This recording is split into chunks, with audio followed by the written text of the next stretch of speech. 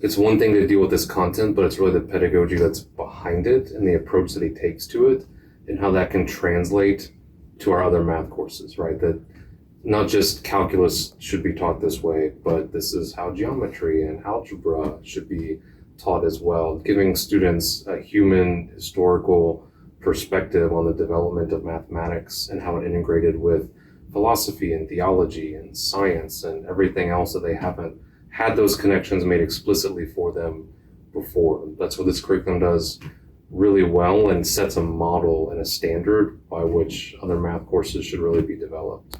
Another thing that he does is he changes the way we think about how math should be taught. Aside from the historical perspective, calculus, like he said, is always taught with every single function that there is.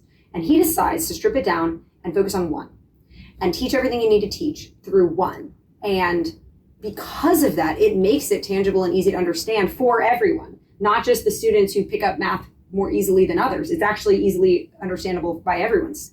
And that's how I think math should be. It should be understandable to everyone. You know, humans we're made in the image of God. We're able to understand the language of the universe. And I think it makes us as math teachers in a classical Christian setting start to question, are we teaching something a certain way because public schools teach it that way and we've been taught that way and that's the way things are taught? Or should we reevaluate and kind of let some things go to focus more on others? How do we incorporate that classical Christian, historical, philosophical perspective?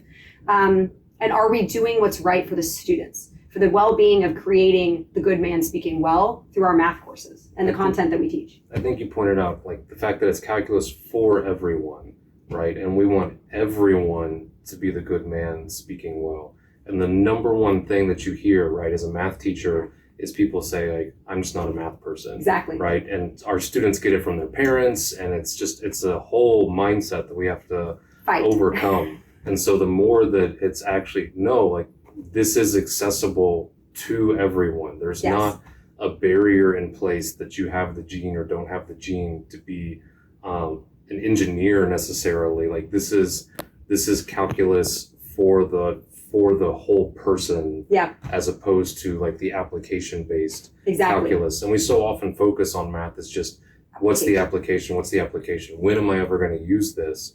And it's really more about, no, like this is a beautiful description of the universe and how it works, and that's something everyone should be exposed to. God intended for everyone to know it, and this is a way to do that.